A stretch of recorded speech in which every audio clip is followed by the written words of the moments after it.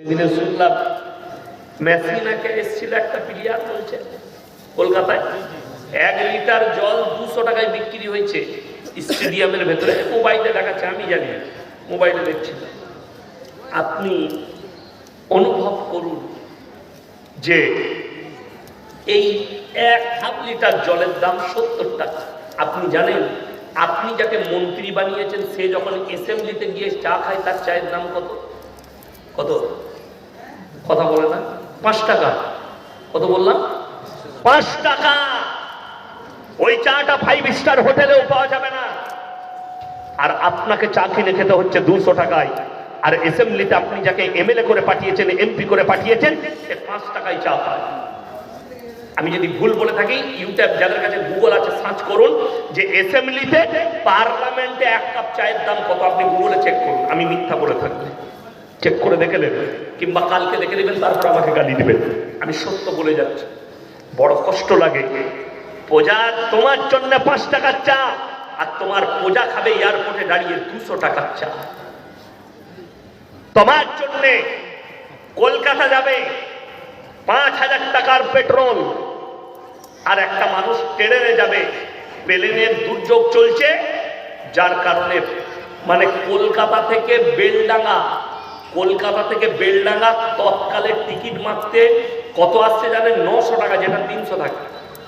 কে নিচ্ছে? সরকার। চুরিটা কে করছে তোমরা বলো, আমি বলবো না। এটার নাম শরিয়া নয়, এটার নাম রাজত্ব নয়। হযরতে উমরের মতো জীবন যাপন করতে হবে যেন প্রজা তোমার কাছে কষ্ট না পায়। তুমি যাদের রাজা হয়েছো তাদের সঙ্গে দুর্ব্যবহার করা যাবে না।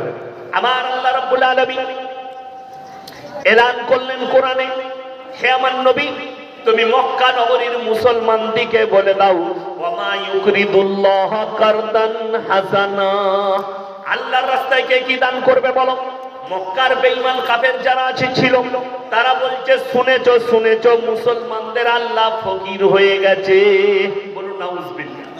যখন নবী এটা এলান করলেন, বেঈমান কাফেররা চারিদিকে বলতে লাগলো মুসলমানদের আল্লাহ ফকির হয়ে গেছে। ওই জন্য আমি একটা জলসায় বলেছি, আমাদের পশ্চিম বাংলায় অনেক মাদ্রাসাওয়ালা, অনেক মসজিদওয়ালা গ্রামে গ্রামে মারুতিতে মাইক টাঙিয়ে আদায় করে।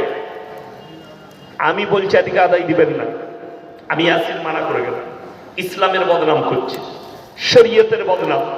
অনেক মাদ্রাসাওয়ালা বাচ্চা ছেলেদিকে যারা ইলম হাসিল করতে এসছে তাদেরকে থলি নিয়ে লোকের দরজায় পাঠিয়ে দিচ্ছে, যাও ভিক্ষা করো। কে বললো তোমাকে?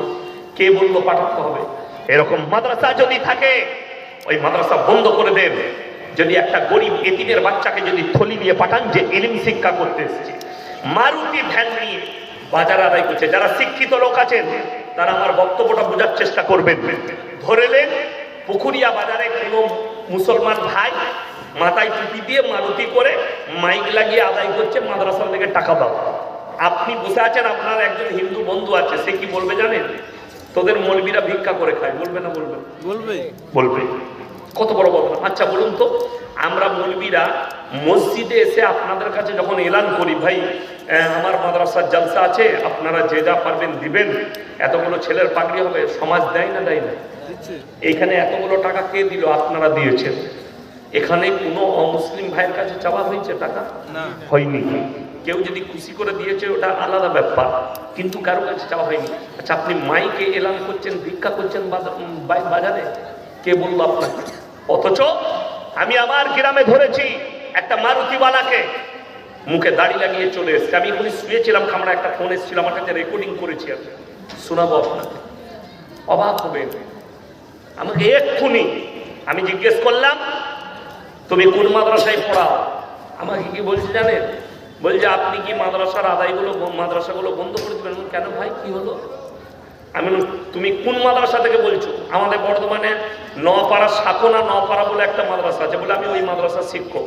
আমি কোন কিতাব পড়া? মাল আর উত্তরই দিতে পারছে না। ও তো চোর উত্তর দিবে কি করে? ও তো কিতাবই জানে না কিতাব কাকে বলে। তাহলে ও জানবে কি করে? কেটে পালিয়ে গেল, আমি রেকর্ডিং করেছি, তার নম্বর পর্যন্ত রেখে দিয়েছি। কালকে মালকে আমি ধরবো কোথাকার, কে এই চোরটা। কেন? ইয়াসিন সাহেব মানা করেছে মারুতি নিয়ে আদায় এলে আদায় দিবেন না। আজকে আমি মালদার মাটিতে, গাজনের মাটিতে বলে যাচ্ছি, তাকে ধরুন। আমি জিজ্ঞেস করলাম, ভাই কত বেতন পাও? বললে হুজুর বেতন নাই, তবে হাফ হাফ। আমি হাবলি মাদ্রাসা হাবলাই। আমরা তুমি যে মারুতি নিয়ে এসছো, মাইক ভাড়া, ড্রাইভার, খাওয়া দাওয়া, এগুলো কার? বলছে এগুলো মাদ্রাসা। তার মানে 1 টাকায় 25 পয়সা মাদ্রাসা পাই, 75 পয়সা সে নিয়ে নেয়। 100 টাকায় 75 টাকা তার, 25 টাকা মাদ্রাসার। কোন বাপের বেটা ভারতবর্ষের কোন মৌলবি আর কোন মুফতি যদি এটাকে হালাল বলতে পারে, আমি তার জুতোর মালা পরবো, তা না হলে তাকে জুতোর মালা পরবো। হারামের ওপরে হারাম, সুদের থেকেও ডেঞ্জার হারাম। যারা এইভাবে কোন মাদ্রাসাওয়ালা মারুতি দিচ্ছে, 75 টাকা নেবে আর আমাদেরকে 25 টাকা দেবে, আদায় করে নিয়ে নাও। যে মাদ্রাসাওয়ালারা দিবে তারাও হারাম কাজ করছে, জেনে রেখে দিবে। আর যদি কোনো বাপের বেটা মুফতি থাকে, আমার সঙ্গে লড়াই করো যে না মাদ্রাসায় 25 টাকা দিবে, 75 টাকা দিবে, এটা শরীয়তে জায়েজ আছে। আমি চ্যালেঞ্জ দিলাম গোটা ভারতের মুফতি দিকে। আমার বন্ধুগণ ভালো করে বুঝবেন, আমি যেটা বোঝাচ্ছিলাম যে ইসলাম অন্যায়কে প্রশ্রয় দেয়নি, হকের ওপরে। নবীজি যখন এই এলান করলেন, বেঈমান কাফেররা চারিদিকে বলছে এই মুসলমানদের আল্লাহ ফকির হয়ে গেছে। নাউজুবিল্লাহ। আমরা সকলে ইমানদার হব, জোরে বলুন ইনশাআল্লাহ। ভারতের মুসলমানের অভাব আছে, 30 কোটি মুসলমান আছে। কারণ তো আবার দুটো করে মোবাইল লাগাই, সব কটা ইউটিউবার আছে আর কটা ক্যামেরা আছে, সেটা দেখি একবার দাঁড়ান। এটা কার? তোমার কোনটা? তুমি দেখে দাঁড়া, ঠিক আছে, গাড়িটা কার? হ্যাঁ, আমার বন্ধু সব নিজে নিশ্চয় ধরুন, আমাকে ধরুন। অনুরোধ করে বলছি ওই সাদাটা নাকি যে আপনি মুমিন হবেন। আপনি মুসলমান, মুসলমান 30 কোটি আছে ভারতে, ওগুলো কার? কিন্তু মুমিন বার করতে হবে। মুমিনের অভাব, সব খুলে দেবো, সব মুসলমানের অভাব নাই। আব্দুর রহমান, আব্দুল জব্বার, আব্দুল সত্তার, রহিম, করিম অনেক আছে, কিন্তু মুসলমান এটা কার? মুমিন পাওয়া মুশকিল। ঠিক আছে, আল্লাহর কাছে মুমিনের স্থান আছে না বেঈমানের? কথা বলেন, কথা বলেন না। এটা কার? কোরআন শুনেলেন, মান আমিলা সালিহান ফালিনাফসি ওয়া মান আসাআ ফাআলাইহা। সব বন্ধ করতে হবে। যে বা যাহারা ভালো কাজ করবে আল্লাহ তাদেরকে পুরস্কৃত করবেন, যে বা যাহারা খারাপ কাজ করবে আল্লাহ তাদেরকে তিরস্কৃত করবেন। আপনারা আমার দিকে বর্তমান দিকে জানেন, চলুন এই ইউটিউবের দিকে জানেন আলেমরা বদনাম হয়। বদরুদ্দুজা নবী সাহেবকে চিনেন? এত ভালো আলেম, হারাম খোররা রেকর্ডিং করার লেগে, ভিউ পাবার লেগে চলে লাইন করে, তোমার নাকি? যাতে লোকটা কিছু বলো, ছাড়বো, ভিউ পাবো। আমি বুঝতে পারছি না তোমাদের স্ট্রিং এই ধরো। ওটাই তো সিগন্যালটা, ওটা যাও না, যেতে আছে ভাই, মিট মানে ওটা বসে যাও। আমার ভাই আপনাদেরকে কোনটা? অনুরোধ করে বলছি, আপনি মুমিন হন, বেঈমান হন। সাদা মুসলমান। এটা সাদাটা। হ্যাঁ আমরা সবাই আল্লাহকে বিশ্বাস করব। হাত তুলে বলুন তো ইনশাআল্লাহ। এটা এটা কার? এই হাত তুলতে লজ্জা লাগছে? ইনশাআল্লাহ এই সবুজটা কার? কথা বললে কথা শুনবে। এটা ওই সবুজটা, এইটা এটা। মুজাম্মেল হক সাহেব, ওটা আপনার। বিতপ্ত উলামায়ে দ্বীন, আমার আপনাদের সাথে অনেক এটা এটা এটা আর ওই উপরটা সামনেরটা, মিজাজের আপনারা জানেন, ওই সামনেরটা। হ্যাঁ, এটা কার? মায়ামির সময় কিন্তু আমি গরম আল্লাহ এটা তোমার, এটা খুব গরম। ওয়ার নয় ওয়ার, এটা বলছি তো। আমার সাথে পার্সোনালি মিশবেন, আপনারা কিছু জানে আমি কেন। ওই সাদাটা লই তো। আপনি আমার বাড়িতে আসুন, মেহমানদারি করাবো, আপনি বুঝতে পারবেন ইয়াসিন সাহেবের মন কেমন, ব্যবহার কেমন। কিন্তু ওটা না এটা এর আছে, এটা এর আছে।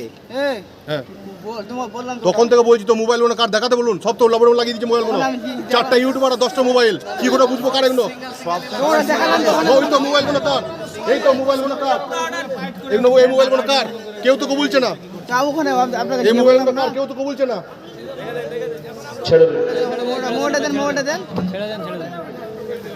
আমার ভাই করছি, আপনাদেরকে অনুরোধ করছি, সবাই বলুন আল্লাহকে বিশ্বাস করবো আমরা ইনশাআল্লাহ।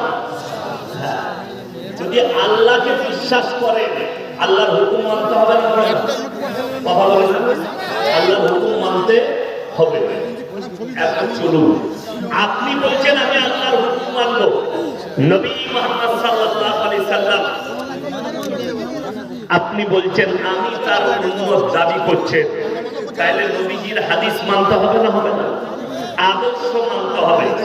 এখন দেখা যাক, আমি ওইটাই আজকে সমীক্ষা করব যে আপনি যে বললেন আমি আল্লাহকে বিশ্বাস করি, আপনি বললেন আমি নবী মুহাম্মদ সাল্লাল্লাহু আলাইহি সাল্লামের উম্মতি, তাহলে আজকে ওটা সমীক্ষা করব যে আপনি সত্য বলছেন না মিথ্যা বলছেন। এই থানাটা কি গাজল? পুকুরিয়া থানা, অনেক বড় থানা। চলুন ইমানদারির সঙ্গে বলবেন, বুকে হাত রেখে বলবেন যে ইসলামী শরীয়তে সুদ খাওয়া জায়েজ তো? কি হারাম। কিন্তু সব মৌলবীর কাছে হারাম হয়। ঝাড়খণ্ডের একটা মাল আছে, সে বলছে ব্যাংকে সুদ পেলে খাওয়া যাবে, মুক্তি। জানি না কিরকম মুক্তি। আমি বলেছি জানি সুদের উপরে ব্যাংকে ওকে দিয়ে পাঠাবে। বড় কষ্ট লাগে। কোরআনে আছে, এটা কোনো মৌলবীর কথা নয়। হারামটা মৌলবীর কথা বলে না, কোন মৌলবীর ফতোয়া নয় হারামটা। হারামটা কে বলেছেন? আল্লাহ। ওয়াহাল্লাল্লাহুল বাইয়া ওয়া হারামার রিবা, সুদকে হারাম করেছি, ব্যবসাকে হালাল করেছি। ইমানদারির সঙ্গে বলুন তো, এই পুকুরিয়া থানায় একটা মুসলমান সুদ খায় না তো? খায়। খায়। এখন দেখুন, আমি এমনি গাল খাওয়া বক্তা, লোকে গাল দেয়, তো দু চারটা সুদ করে গাল দিলে আমার কিছু যায় আসবে না? আসবে না।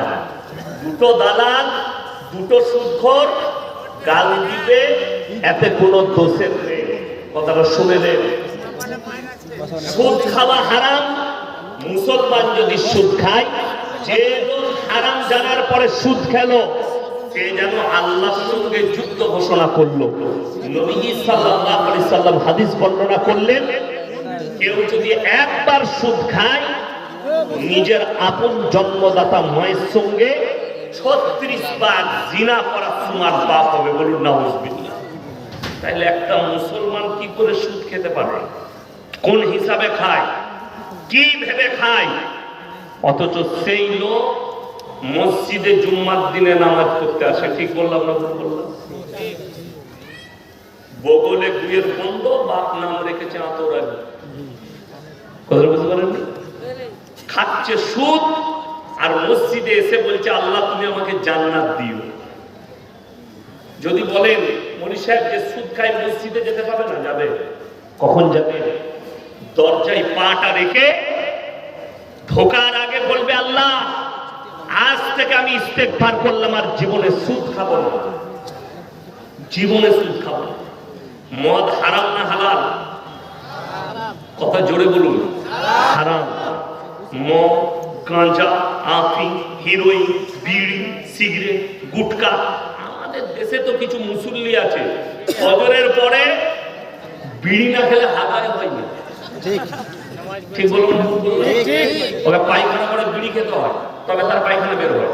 অনেক হারাম করে আছে, গুটখা না খেলে তার পায়খানা হয় না। কি বলবেন? অনেকজন আছে গুল্লা বাজলে তার হারাম হয় না। আর আমাদের দেশের দু তবকার মুলবি একদল বলছে হারাম নয়, মাকরুহ। আমি আপনাকে চ্যালেঞ্জ ছুড়ে গেলাম, যে জীবনে গুল মাজে না তাকে একবার আঙ্গুলে করে একবার মাজিয়ে দাও, বেহুশ হয়ে পড়ে যাবে। ঠিক বললাম না ভুল বললাম? যে বিড়ি খাই না তাকে বিড়ি খাইয়ে দেন, তার মাথা ঘুরবে। যে সিগারেট খাই না তাকে সিগারেট খাইয়ে দাও, তার মাথা ঘুরবে। যে গুটকা খাই না তাকে গুটকা খাইয়ে দেন, মাথা ঘুরবে। তার মানে নেশা।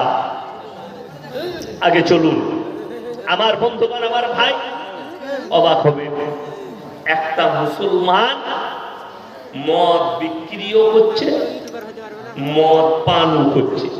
আরে আমি দেখিয়ে দেবো মালদা জেলায় এই পুকুরিয়া থানায় হারামখোর চায়ের দোকানে চা বেচছে, আর লুকিয়ে গাঁজার পুড়িয়া বেচছে। চা খেতে গেছে, এসব আমরা মৌলবীরা কি বুঝবো? দাও তো ভাই একটা চা। আর অর্থদের রয়েছে, কই একটা চা দে, আর চায়ের পরে ওটা দিয়ে দিই। ওইটা আমরা মৌলবীরা কি করে বুঝি? ওইটাই মানি তো হচ্ছে গাঁজা। ওটা দিয়ে দিবি, উঠিয়ে লুকিয়ে দিয়ে দিচ্ছে কে? চায়ের দোকানে। আর আমরা মৌলবীরা মনে করছে এত ইমানদার ব্যবসা কেউ নাই। আর মৌলবীরা আমরা গেলে একটু ভালো 12 দুধের চা করে খাই দিচ্ছে। আর আমি বললাম ও যা ইমানদার দোকানি আপনিরা খাতির করে, কিন্তু হারাম তো তলায় তলায় গাঁজা খায়। খুব সাবধান। এই মুসলমান করছে, আপনি চলুন কোথায় যাবেন? গাজলে, শামসিতে, পুকুরিয়ায়, কালিয়াচকে, সুজাপুরে। আমি দেখি দেবো লটারির টিকিট হারাম না হালাল? হারাম। আমি দেখি দেবো মুসলমান লটারি বিক্রি করছে। ঠিক বললাম না? বললাম। তাহলে এই লোক হারাম জানার পরে লটারি কি করে একটা মুসলমান বেচতে পারে? কি করে এই কাজ করতে পারে হারাম জানার পরে? এগুলো ছাড়ছে না কেন জানেন? একজনের দায়ী হচ্ছে আমাদের সমাজ ব্যবস্থা। এরপরে আমি বক্তব্য শুরু করবো। অনেক দিনের গায়ে লাগবে, কিন্তু ঘা হলে সকালে মহলম লাগাবেন, আমাকে গাল দিয়ে দাও না। যদি তোমার বাপের বেটা কোনো মৌলবীর কাছে দলিল থাকে, তাকে নিয়ে স্টেজে আসে ঝামেলা। কালকেই দেখলাম আমাদের একজন বক্তা, তিনি ভাই কিষানগঞ্জের কাছে বয়ান করছে, তো সে মেলা হারাম বলেছে। স্টেজে যে সভাপতি আছে সে বলে মেলা হারাম নয়। আমি কি কোথাকার কাঠ মৌলবি, ওগুলো কাঠ মৌলবি আমার কাছে বলছে মেলা হারাম নয়। ইব্রাহিম নবীর যেটা মেলা করেছিল ওটা মূর্তি পুজোর মেলা ছিল। আমি খালি চিন্তা করছি, এই মৌলবি পর্দা সম্পর্কে জানে না? এই মৌলবির পর্দা সম্পর্কে জ্ঞান নেই না? এ কোরআন পড়েছে না হাদিস পড়েছে? বক্তাকে বলছে মেলা যায়, ভিডিও ভাইরাল হয়েছে। অবাক লাগলো। সেই মৌলবিকে বলবো তুমি উইথড্র করো, তুমি মেলাকে হালাল বলেছ, তোমার শ্বাস নালীটা উপরে দিবে, ফেরেশতারা পড়বে। তুমি রেডি থাকো, কবরে যাও। তোমার মতো কত মৌলবি গেল আর এলো, সভাপতি করে দিয়েছে, তুমি হালাল করে দিলে। ওই রকমই মুর্শিদাবাদে আপনারা মোবাইলে দেখেছেন, আমার সাথে ঝামেলা হয়েছে। ওইখানে ওই রকমই একটা কাঠ মৌলবি সভাপতি ছিল। সে আমাকে বলছে গ্রামে তো দোকান থাকে, মেয়েরা তো দোকানে বাজার করতে যায়, ওটার বেলায় আমি বললাম তোর বউ গ্রামে বাজার করতে যায়, এটার লেগে শরীয়ত দায়ী নয়, এটার জন্য তুমি দায়ী। আর যে মৌলবি বাধা দিয়েছে মেলা জায়েজ আছে বলছে, এ জানেই না যার বিটি বালিকা মেয়ে, বালিকা বউ, যার স্ত্রী বাজারে বেপরদা ভাবে ঘুরবে তাকে দায়ুস বলা হয়েছে। আর দায়ুস জান্নাতে যাবে না যদি কাবা ঘরে নামাজ পড়ে, আর তার বিবি বিটি বোন যদি বেপরদা করে ঘুরে জান্নাতের খুশবু পাবে না। লেখে লাও, আমি যদি মিথ্যা বলি কোন মৌলবি বলে দেখ আপনি ভুল বলছেন, যার বিবি বেপরদা করে ঘুরলেও সে জান্নাতে যাবে, সে দায়ুস। চ্যালেঞ্জ দিলাম, আমার পাল্লায় পড়ে গেলে ও বুঝতে পারত। ও বক্তা তো ঠান্ডা মিজাজি, হালকার উপর দিয়ে হেসে চালিয়ে দিয়েছে। আমার পাল্লায় পড়লে বুঝতে পারত যে কার পাল্লায় পড়েছে। কত বড় আস্পর্ধা! মেলাকে করছো অপরাধ, আবার মৌলবিকে দাবি দিয়ে ওটাকে জায়েজ করতে চাইছো। নারী পুরুষ এক কাছে যেখানে হবে, পর নারী আর পর পুরুষ এক কাছে হলে দ্বিতীয় নম্বর যে হাজিরি দিবে তার নাম হচ্ছে শয়তান। কোরআনে আছে ইন্নাশ শাইতানা লিল ইনসানি আদুউম মুবিন। শয়তান মানুষের প্রকাশ্য দুশমন। যে মনে মনে ভাবছে একটা 13 বছরের 15 বছরের মেয়েরা, যুবকরা, তারা বাজারে ঘুরলে, তারা একটু দোকান বসিয়েছে, ঘুরলে একসাথে ঘুরলে অসুবিধা কোথায়? তাকে আমি জিজ্ঞেস করছি যে 13 বছরের মেয়েটা বালিক কিনা? যদি বলো না বালক, তাহলে তুমিও বালক হওনি, 80 বছর হবে তবে তুমি বালিক হবে। একটা মেয়ে 10 বছর বয়স হলে তার জন্য নামাজ ফরজ হয়ে যায়। 10 বছরে বালিকান করিবা, 12 বছর হলে বাচ্চা ধারণ করার ক্ষমতা নিয়ে আসে একটা ছেলে আর মেয়ে। আর তুমি বলছো আমার 13 বছরের মেয়ে মাথার চুল খুলে, ঠোঁট পালিশ লাগিয়ে, বিনা উন্নয়, বিনা পর্দায় বাজারে ঘুরে বেড়াবে। এই মেলাটা শুধু হারাম নয়, মেয়েরা বিনা কারণে বাজারে যেতে পাবে না, বাজার করতে পাবে না। তোমার বউ বাজার করতে যায়, এটা তোমার ব্যর্থতা। তোমার বিবি দোকান যায়, এটা তোমার ব্যর্থতা। এটা শরীয়তের ব্যর্থতা নয়, ইসলামের ব্যর্থতা নয়। আমি ইয়াসিন, আমার বউ বেপরদা ঘুরে বেড়াই, এটা আমার ব্যর্থতা, এটা ইসলামের ব্যর্থতা নয়। খুব সাবধান, কথা বললে মেপে বলবেন, কথা বললে ভেবে বলবেন। কার কথা বলছেন? বাজারের কথা। আরে নারীরা 3টে কারণ ছাড়া বাড়ির বাইরেই যেতে পাবে না। নাম্বার 1, সেটা হচ্ছে যদি নিজের শরীর অসুস্থ হয়, পর্দার সহিত ডাক্তারের কাছে যেতে পাবে। নাম্বার 2, সেটা হচ্ছে কাছের আত্মীয় মারা গেলে যেতে পাবে পর্দার সহিত, নিকটতম আত্মীয় দূরবর্তী নয়, কাছের আত্মীয়। নাম্বার 3, সেটা হচ্ছে হজ ফরজ হলে হজ করতে যাবে। আমার বন্ধুগণ, আমার ভাই, নিকটতম আত্মীয়, আপনি ইমানদারির সঙ্গে বলুন তো, মরা ঘরে ভিড় কাদের বেশি হয়? কথা বলেন, মেয়েদের, মহিলাদের। তাহলে ওই ব্যর্থতাটা আমাদের, কোরআন হাদিসের ব্যর্থতা নয়, ইসলামী শরিয়ার ব্যর্থতা নয়, আপনার আমার ব্যর্থতা। আমার ভাই, আমি যেটা আপনাদেরকে বুঝাচ্ছিলাম, একটা মুসলমান যদি জানে এটা হারাম, সেটা তো মুসলমানের জন্য আর শোভনীয় নয় সে কাজটা করা। যদিও করে জিদ করে, আরে মৌলবীরা বলছে বলুক, আমরা আমাদের কাজ করব। মৌলবীরা বলতেই থাকবে, আমি কেন ছাড়বো? আমি আমার গাঁজা বিক্রি করব, আমি আমার মদ বিক্রি করব, আমি আমার গাঁজা বিক্রি করব, বিশ্ব সুদ খেয়েই যাব। এই মৌলবীরা যা বলছে বলুক, এই মৌলবীদের বলা কাজ বলবে, আমরা আমাদের কাজ করব। আমি ইমানদারির সঙ্গে বলছি, তুমি যদি এই জিদ করে সুদ খেয়ে যাও, আর যদি এটা প্রকাশ পেয়ে যায়, যে লোক জেনে বুঝে হারাম জানার পরে সুদ খেলো, সে যেন আল্লাহর সঙ্গে যুদ্ধ ঘোষণা করলো। যে লোক আল্লাহর সঙ্গে যুদ্ধ ঘোষণা করলো, এই লোক আর মুমিন থাকতে পারে বাবা? থাকতে পারে না। তাইলে আমাদের দেশে জানেন লোক কেন ছাড়তে চাই না? দুটো কারণে। এক হচ্ছে জলসায় আদায় হয় না, হয় না? আমার আগে বাবাজি চাইছিলেন, আপনারা দিলেন মাদ্রাসার জন্য। আর অনেক বক্তা আমাদের সুর করে আদায় করে না? এখন মসজিদের জলসা, মাদ্রাসার জলসা। আমি বর্ধমান জেলার মানুষ, আমি আপনাদেরকে সবাইকে চিনি না, আমাকে কিন্তু সবাই চিনেন, মোবাইলে দেখেছেন। দুঃখের বিষয়, একজন লটারিওয়ালা কিংবা একজন সুদ করেছে, আমার হাতে 2000 টাকা দিল। এখন আমি কি করলাম? আহারে বান্দারে গোদাই বসেছিল, আর ছিল কি না ছিল, 2000 দিল, দিয়ে তাকে জান্নাতে ভরবে না। সুদ খোর দেখলে, আল্লাহ এরকম যদি 5টা মাদ্রাসায় দিই, তা 5টা জান্নাত তো মৌলবীরাই করে দিবে আমাকে, সে আর সুদ ছাড়বে? দ্বিতীয় নম্বর, আপনারা মৌলবীকে দায়ী করছেন, মাদ্রাসাওয়ালাকে দায়ী করছেন। আমি চ্যালেঞ্জ ছুড়ে বললাম, সুদ কালকে বন্ধ হয়ে যাবে, গাঁজা ব্যবসা কালকে বন্ধ হয়ে যাবে, জিনা কালকে বন্ধ হয়ে যাবে, পরকিয়া কালকে বন্ধ হবে, আপনার লটারি কালকে বন্ধ হবে, চুরি কালকে বন্ধ হয়ে যাবে। জানেন কি করে? মসজিদের সেক্রেটারি মেম্বারে দাঁড়িয়ে যদি বলে, গ্রামের যে মানুষ প্রকাশ্যে সুদ খাবে, তার সঙ্গে মসজিদের, আমাদের সমাজের কোনো সম্পর্ক থাকবে না।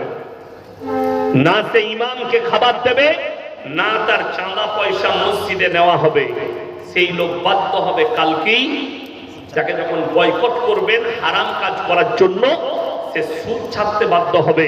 কেউ যদি লটারির ব্যবসা করে প্রকাশ্যে, তাকে ডাঁটতে বলুন, না তুমি ইমামকে খাবার দিতে পাবে, না তোমার চাঁদা নেওয়া যাবে, যেহেতু তুমি হারাম ব্যবসা প্রকাশ্য করছো, যেটা ইসলামী শরীয়তে হারাম। কিন্তু আমরা পারি না। পারি? কোন মসজিদের সেক্রেটারি বলতে পারবে? দুঃখ তো ওইটাই। হাদিস শুনেলেন, কিয়ামতের পূর্বে, কিয়ামতের মারাত্মক আলামতের মধ্যে একটা আলামত, অশিক্ষিত মূর্খরা সমাজের নেতৃত্ব দিবে, আর শিক্ষিতরা চুপচাপ বসে দেখতে থাকবে। আজকে তো সেটাই হয়েছে। বড় কষ্ট লাগে বলতে। বিহারের নাম শুনেছেন তো? ঝাড়খণ্ড, বিহার পাশাপাশি, আগে একটাই ছিল, ভাগ হয়ে ঝাড়খণ্ড হয়েছে। ধানবাদ জেলা আমার বাড়ি থেকে 200 কিলোমিটার, হাইওয়ের উপরে, দিল্লি রোডের উপরে ধানবাদ। ওখান থেকে একটা থানার নাম আছে চন্দন কিয়ারি, ওখানে একটা গ্রাম আছে নোডিহা বলে, বড় গ্রাম, মুসলিম গ্রাম। তো সেই গ্রামে আমি জলসায় গিয়েছিলাম, গিয়ে জানতে পারলাম এই গ্রামে 1000-এর বেশি আলেম হাফেজ আছে, বড় বড় আলেম। তো স্টেজ দেখলাম বিরাট করেছে, সেখানে 40-50টা আলেম হাফেজ আছে। আমি ছিলাম প্রধান বক্তা, লাস্টে চাপটা। রাত 12টা থেকে 2টো আমার টাইম দিয়েছে। আমি বিকেল 4টায় পৌঁছেছি। বিশ্বাস করুন, আল্লাহর কসম, রাত 2টো পর্যন্ত ছিলাম। মাজমা তো মাজমা দূর, পুরো গ্রামে মহল্লায় একটা 10 বছরের মেয়েকেও আমি রাস্তায় দেখতে পাই। আল্লাহ, আমি বয়ান শেষ করার পরে আমার একজন বন্ধু ছিলেন মুফতি মনজার আলম কাসমি সাথী, কাছের মানুষ। আমি বললাম ভাই आपके गांव के महल इतना अच्छा क्यों? कोई बच्चा लड़की भी मुझे नहीं दिखी, क्या बात है? तो उन्हीं की बोलने जाने আমাদের গ্রামের যারা নেতৃত্ব দেয় তারা হচ্ছে আলেমরা, পরিবেশের নেতৃত্ব